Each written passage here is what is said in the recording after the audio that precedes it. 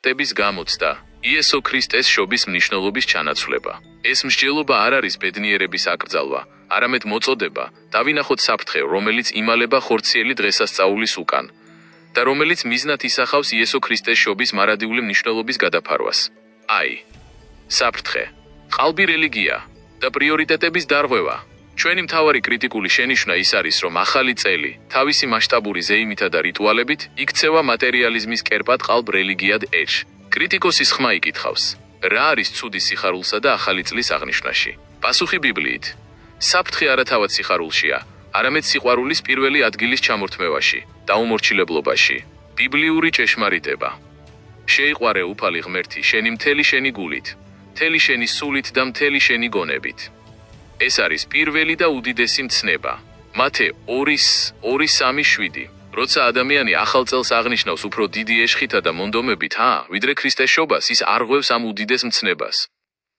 მისი გული და გონება უფრო მეტად არის მიპყრობილი ხორციელ დროებით სიხარულზე, ვიდრე სულიერ საზრდოზე.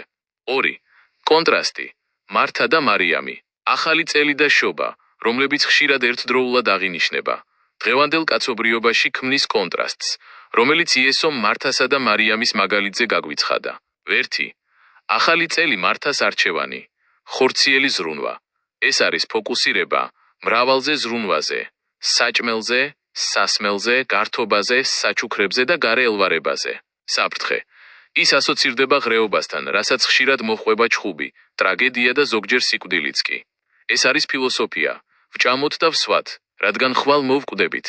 1 კორინთელთა 1:5-3-2. ეს მიუთითებს მარადიული ცხოვრების ურწმუნოებაზე. გარე ელვარება, განათებული სახლები, კოსმოსიდან რომ მზესავით ჩანს. პიროტექნიკა ეს არის დროებითი სიამოვნების ფასი, ის, რომელიც ეკოსისტემას აყენებს ზიანს. 2. ქრისტეს შობა მარიამის არჩევანი, სულიერი საზრდო. ეს არის ფოკუსირება უკეთეს წილზე, ღვთის სიტყვის მოსმენა, სულიერი საზრდოს მიღება და ქრისტეს მიერ მოტანილი სათნოების აღნიშვნა. ბიბლიური ჭეშმარიტება. მართა, მართა, მრავალზე ზრუნავ და წუხარ. ერთი რამ არის საჭირო. მარიამმა კი უკეთესი წილი ამოირჩია, რომელიც არ წაერთმევა მას. 1. ლუკა 1:0-4-1. 3. მატერიალიზმის კერპი და ზღაპრები. ახალი წლის ზეიმში ჩნდება გამოგონილი პერსონაჟი, სანტა კლაუსი ლელითოვლის პაპა, რომელიც ხდება მატერიალური კერპი, გერცი, 1. ყურის მამებელი მასწავლებელი, ის გვპირდება საჩუქრებს და გვარიგებს ჭკუას. ეს არის ზუსტად ის, რის შესახებაც პავლე აფრთხილებდა, აირჩევენ ყურის მამებელ მასწავლებლებს საკუთარი გულის თქმისამებრ.